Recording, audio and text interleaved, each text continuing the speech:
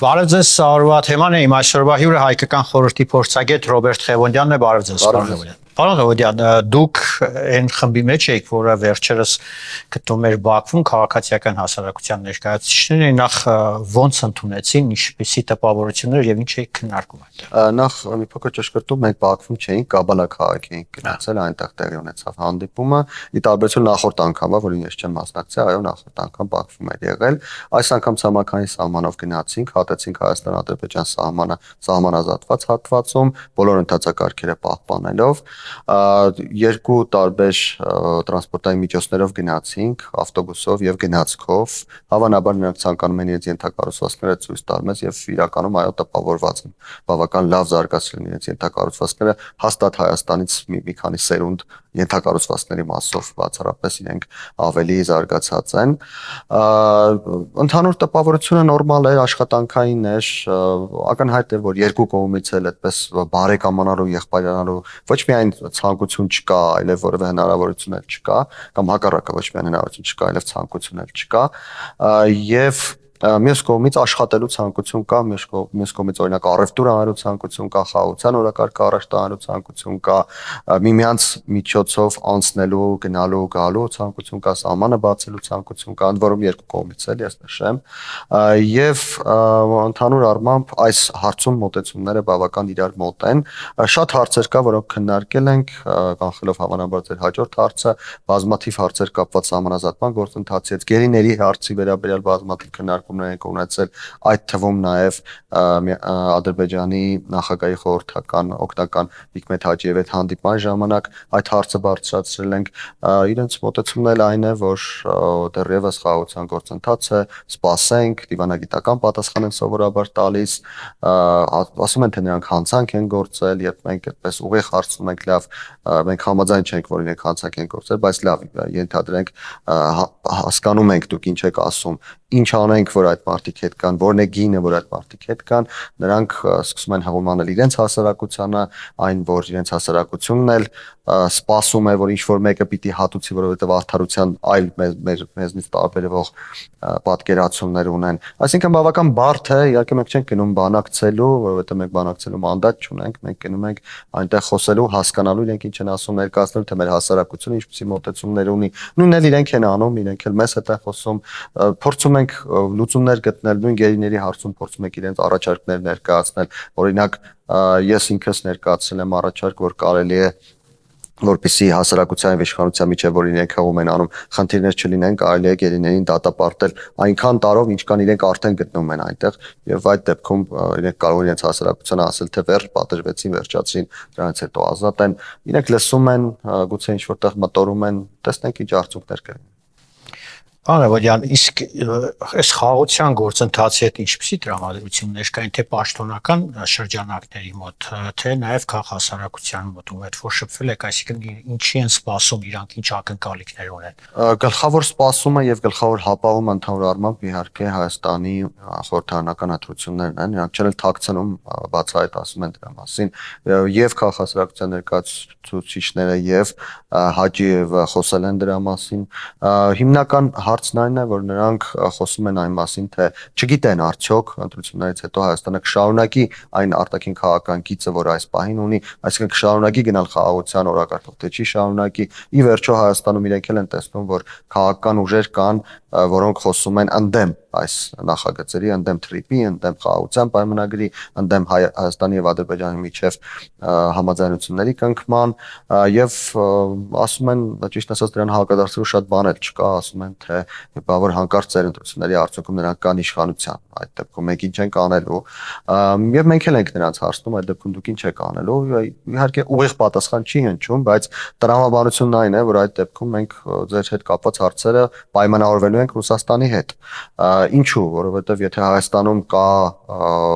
տեսականորեն Ռոբերտ Քոչարյանի իշխանություն, Ռոբերտ Քոչարյանը որևէ բան չի որոշելու, մենք էլ ենք դա հասկանում, Ռոբերտ Քոչարյանը ինքնուրույն որևէ բան չի որոշելու, որոշումները կայացվելու են Մոսկվայում, հաղորդվելու են Ռոբերտ Քոչարյանին եւ այդ դեպքում ինչ իմաստ ունի զանգել Երևան, եթե միևնույն է Երևանից հետո զանգելու են Մոսկվա, միանգամից կզանգեն Մոսկվա եւ կպայմանավորվեն Մոսկվայի հետ։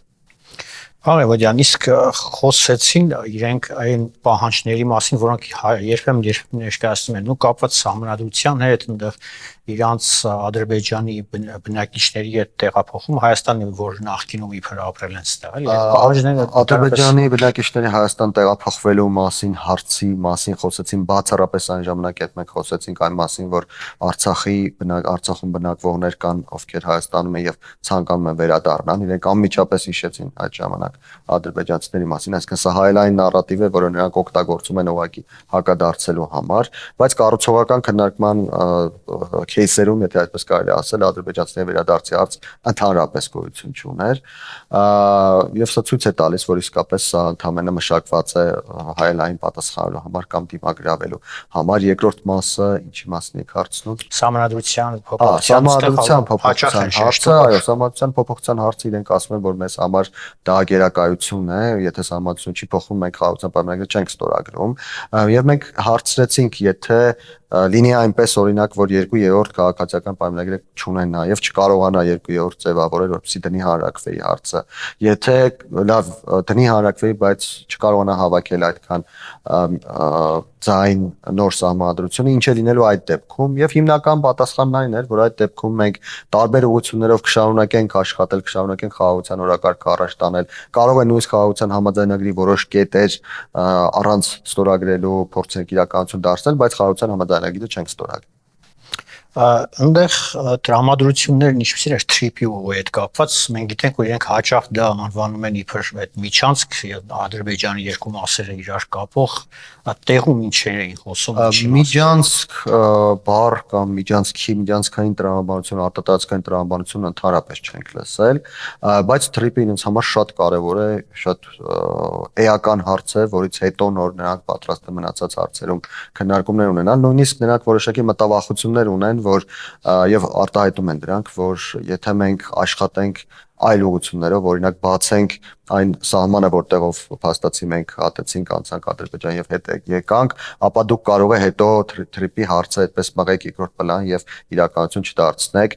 Մենք առաջարկել ենք նաեւ, որ կարող են երկաթուղային հաղորդակցություն ունենալ Նախիջևանի հետ Վրաստանի միջոցով, մտնել Վրաստան, գալ Հայաստան, Երասից անցնել Նախիջևան, որպես ժամանակավոր լուծում կապված Իրանի պատերազմի հետ, բայց այստեղ էլ նրանք իրենց մտավախությունը ակնհայտ հայտնում են, որ մենք ցանկանում ենք սկզբից թրիպը, որովհետեւ թրիպը մեզ համար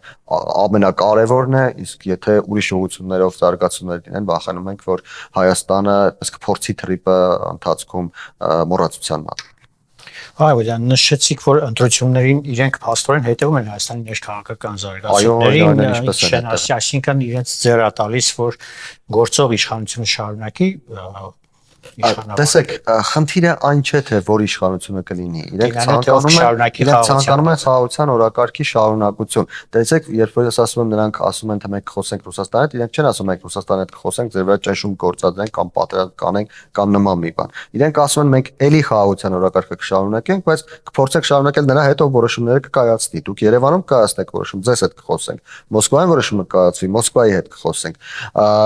Նորից նշեմ, որ ուղիղ այսպես չեն ասում, բայց իրենց ասածի տրամաբանությունը սա է։ Այսինքն իրենք այսպես թե այնպես տրամադրված են խաղաղության օրակարգին, իրենց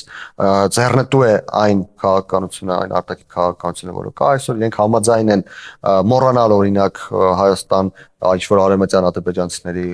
գալու մասին, եթե խաղաղություն է լինում, եթե Հայաստանը չի բարձրացնում Ղարաբաղ մարդկանց ուղարկելու մասին, իրենք պատրաստ են մոռանալ արտադրածքային միջանցքի մասին, եթե ունենում են թրիպ օրինակ, որով կարող են գնալ եւ գալ, թրիպի կարգավորները իրենց բացարձակապես ձեռնտու են, գոնե այդպես են ներկայացնում, իհարկե 100% վստահություն ունենալ ամեն դեպքում հնարավոր չէ, վստահության խնդիրը իրենք հասկանում են, որ կա երկու հասարակությունների միջև, իրենք հասկանում են, որ բարեկամություն անել չի ստացվելու եւ իրենք, ինչպես ասացի սկզբում, մեր զրույցի չեն էլ ցանկանում այդպես բարեկամություն անել, բայց իրենք պատրաստ են խոսել այն ուղղությունների մասին, որտեղ մեր շահերն են համակտում, իրականում մեր եւ Ադրբեջանի շահերը այստեղ համակտում են։ Բացել սահմաններ, ընդհանուր առևտուր անել, փորձել դառնալ տարանցիկ ուրեմն ուղիներ խաղաղօվկիանոսյան տարածաշրջանից միջին ասիական երկրներից դեպի Եվրոպա, դեպի Մերձավոր Արևելք, առավել եւս որ Իրանը փակ է, Ռուսաստանը փակ է, այս պայն մենք մնացել ենք այսպես միջանցք ինչ որ արանքում Հարավային Կովկասը, այս ուղղություններով իրենք պատրաստ են շարունակել եւ ցանկանում են շարունակել ստեղծել համագործակցության որոշակի ուղիներ, ինչ վերաբերում է նրան թե ինչու այդ դեպքում իրենք այդ գործողությունները չեն կատարում, գուցե այսպեսի հարց լինի, հենց նրա համար ինչի մասին մենք խոսեցինք, նրանք անհանգստանում են, որ եթե իրենք օրինակ այս պայն սահմանը բացեն, 2 ամիս հետո կարող է Հայաստանում իշխանությունը փոխվել եւ նոր իշխանությունը կարող է այդ բաց սահմանի պայմաններում ինչ-որ պահանջներ ներկայացնել եւ սպասում են տեսնեն Հայաստանը իրոք գնում է այդ ճանապարհով, եթե գնում է իրենք իրենց կողմից գործողություններ կատարեն, թեև սա չի նշանակում, որ օրինակ եթե Հայաստանում իշխանության մնա քաղաքացիական պայմանագիրը, հաջորդ օրը նրանք սահմանը բացելու են։ Իհարկե գործընթացը բավական ավելի բարդ է։ Այո, այն տարածքներում, որտեղ իրենք հաստատված են մեր տարածքներում, այդ մասը անդրադարձ եղել եւ ընդհանուր տրամադրությունը արդյոք մտադիր են դուրս գալու թեկուզ սահմանազատումից կամ սահմանագծից։ Այո, իհարկե, բոլոր այդ հատվածների վերաբերյալ եւ ընդհանրապես սահմանազատման սահմանագծման գործընթացի վերաբերյալ քննարկումներ եղել են եւ տրամադրությունն էլ կամ տրամաբանությունն էլ այն է, որ գործընթացը շարունակենք, կհասնենք այդ հատվածներին, այդ հատվածներում էլ ըստ այն տրամաբանության, որը կգործի, ըստ այդ տրամաբանության էլ սահմանազատումը կանենք, կգան, եթե մենք ենք առաջ, մենք հետ կգնանք, դուք եք առաջ, դուք հետ կգնաք, որովհետեւ կան տեղեր, որտեղ մենք ենք դեռ Ալմատայի հռչակագրի համաձայն սահմաններում ավելի առաջ կանգնած, քան իրենք։ Օրինակ նույն Տավուշի եռանկյունիներում, այնտեղ որտեղ մենք սահմանը անցանք, այդ հատվածը ըստ Ալմատայի հռչակագրի ըստ Խորհրդային Հայաստանի վարչական սահմանի դեռևս մերն էր, թեև իրենց վերահսկողության տակ էր։ Դրա փոխարեն մեկ այլ հատվածում էլ մենք ունենք այդտեղ հարակից Տավուշում մի հատված, որը մեր գերակայության տակ է, մեր ենթակայության տակ է, բայց խորհրդային Ադրբեջանի տարածք է եղել 1991 թվականի տվյալներով։ Այսինքն նրանք այս տրամաբանության հետ ոչ մի խնդիր չունեն, ուղղակի գործընթացը պիտի ընթանա, իրենք են ասում գործընթացը պիտի գնա, որ հասնենք այդ հատվածներին, այդտեղ էլ հարցը։ Պարոն Ղևոնդյան, Հայաստանի ներքաղաքական կյանքին անդրադառնանք, արդեն կարծես թե ուրվագծվում է այն պատկերը, թե ում միջև է թեժ պայքարը ընթանալու առաջիկա ընտրություններին, քարոզարշավի ընթացքում Սամվել Կարապետյանի ուժն է, Քոչարյանի ուժը, Ծառուկյանն է նաև ակտիվ մասնակցում։ Փորձագետները շարունակում են մնալ այն կարծիքին, որ բոլոր դեպքերում այդ ուժերը խաղալու են Քոչարյանի համար եւ նպատակը Քոչարյանին վարչապետ դարձնելն է։ Դուք արդյոք այդ կարծիքին եք։ Իմ կարծիքը երբևէ այդպեսին չի եղել, որ համախմբում կա Քոչարյանի շուրջ։ Կա ենթադրություն, որ եթե ընտրությունների արդյունքում ռուսամետ քաղաքական ուժերը կարողանան միասին հավաքել 51% եւ եթե հիմնական քաղաքական ուժը ռուսամետ Սամվել Կարապետյանի քաղաքական ուժը տեսնի, որ չեն կարողանում գտնել որևէ մեկին, ով կծառայի Սամվել Կարապետյանին ավելի լավ, քան Քոչարյանը, ապա Քոչարյանին փորձեն ընտրել վարչապետ։ Բայց ես չեմ կարծում, որ դա ի սկզբանե որոշված է, որ հենց Քոչարյանն է լինելու, ընդհակառակը նրանք հույս ունեն, որ կունենան ավելի վերահսկելի վարչապետ, որովհետև տեսեք ինչպես Վրաստանում Իվանիշվիլին եւ իրենց այսօրվա վարչապետը ներողություն խնդրում ազգանունը չեմ հիշում, ինչպես է Իվանիշվիլին կարողանում վերահսկել նախկինում Բարիբաշվիլին էր, հիմա նոր վարչապետին, մենք դա շատ լավ տեսանք Ալիևի այցի ժամանակ Թբիլիսի, թե ինչպես էր Ալիևը Իվանիշվիլի հետ խնդիրներ քննարկում այն ժամանակ, երբ վարչապետը մի կողմի վրա կանգնած էր։ Նույն իրավիճակը շատ կցանկանա Սամվել Կարապետյան, որ լինի Հայաստանում, այսինքն ունենա վարչապետ, որը լինի իր ձեռքի տակ ինչպես ցանկանա, այնպես էլ այդպիսի քաղաքականություն նա վարի, բայց դրա համար կան անհրաժեշտ պայմաններից մեկն այն է, որ Սամվել Կարապետյանի ուժը այնքան մանդատ ստանա այդ քիչ հավանական դեպքում, որ ռուսամետ ուժերը հաղթեն, Սամվել Կարապետյանի ուժը այնքան մանդատ ստանա, որ ինքը այդպես ուղիղ կերպով կախված չլինի Ռոբերտ Քոչարյանի քաղաքական ուժից իշխանություն կազմելու համար։ Այս դեպքում Ռոբերտ Քոչարյանը ընդհանրապես չի դիտարկվի, եթե ինքը ուղիղ կախված չլինի, այսինքն օրինակ Սամվել Կարապետյանը եւ Ծառուկյանը երկուսով 51% ունենան, անկախ նրանից Քոչարյանը անցել է թե չի անցել։ Այս դեպքում Քոչարյանին խաղից դուրս կդնեն եւ Սամվել Կարապետյանը կընտրի ինչ-որ մեկին, գուցե իր կուսակցության ինչ-որ տեղում բակում գտնվող ինչ-որ անդամի եւ նրան վարչապետ կնշանակի կվերահսկի փաստացի ինքը կղեկավարի Հայաստանի Հանրապետությունը։ Եթե այնպես լինի, որ Ռոբերտ Քոչարյանի ձայները պարտադիր լինեն, որ իրենք կարողանան իշխանություն կազմեն, որ էլի քիչ հավանական է, բայց որոշակի հավանականություն կա, այս դեպքում գուցե Ռոբերտ Քոչարյանի թեկնածությունը այնուամենայնիվ կքննարկվի եւ վերջին դեպքում, եթե պարտադիր լինի, որ Ռոբերտ Քոչարյանը բավական շատ ձայներ տարածնի եւ առանց Ռոբերտ Քոչարյանի ոչինչ հնարավոր չի անել եւ այս դեպքում արդեն Ռոբերտ Քոչարյանը կնշանակվի եւ Սամվել Կարապետյանը կսկսի համագործակցել ինչքան որ կկարողանա։ Պարոն վերջին շրջանում Քոչարյանի եւ Սարգսյանի, Սերժ Սարգսյանի թիմակիցները միմյանց հետ ինչ-որ բան չեն կիսում, այսինքն մեղադրում են իրար, դեռ շարունակում են մեղադրել, թե ով է պաշտպանում ավելի շատ ՔՊ-ին ու քայլերն են միտված, որպեսզի ՔՊ-ն հաղթի, սա խաղ է թե իրականում իրենք ինչ-որ մի բան չեն կիսում։ Սերժ Սարգսյանի թիմը, եթե այդպես կարելի է անվանել, այն մարդկանց, ովքեր Սերժ Սարգսյանի ազդեցության ներքո են եղել, ովքեր Սերժ Սարգսյանի շրջապատում են եղել, փաստացի Սամվել Կարապետյանին դուր գալու եւ Սամվել Կարապետյանի ռեսուրսների համար պայքարում պարտվեց Ռոբերտ Քոչարյանի թիմին կամ նույն կերպ այն մարդկանց, ովքեր Ռոբերտ Քոչարյանի հետ են ասոցացվում։ Պարտվեց բավական օբյեկտիվ պատճառներով, որովհետեւ Ռոբերտ Քոչարյանի թիմը շատ ավելի ուժեղ էր, ավելի շատ ռեսուրսներ ուներ, ավելի մեծ աշխատանք էր կատարել վերջին 5 տարիների ընթացքում եւ այլն։ Իսկ Սամվել Կարապետյանն էլ ուղարկվեց Հայաստան հենց այն տրամաբանությամբ, որ ռուսական ազդեցությունը կենտրոնանում է նրա մոտ, մյուսները ով ինչպես կարողանում է նրա շուրջը տեղավորվում է, Ռոբերտ Քոչարյանի թիմը շատ ավելի լավ կարողացավ տեղավորվել նրա շուրջը եւ փաստացի Սերժ Սարգսյանի թիմը դուրս մնաց այս պայքարից,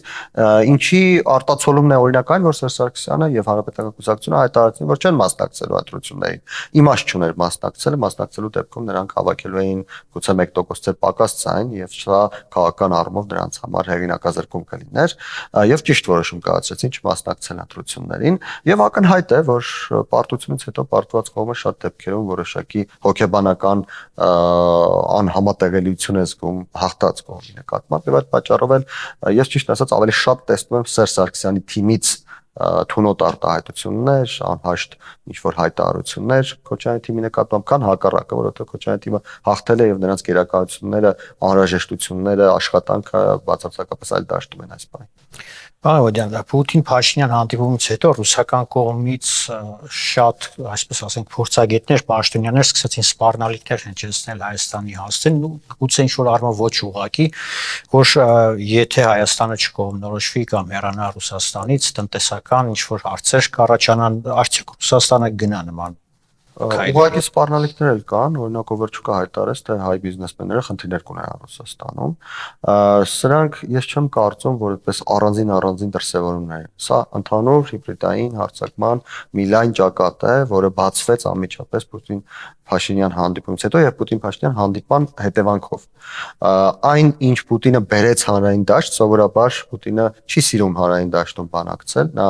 բոլորի հետ ընդ որում սկսած Տրամպից, Մակրոնից, վերջացած, չգիտեմ, Փաշինյանով եւ Ալիևով, նա ինչ որ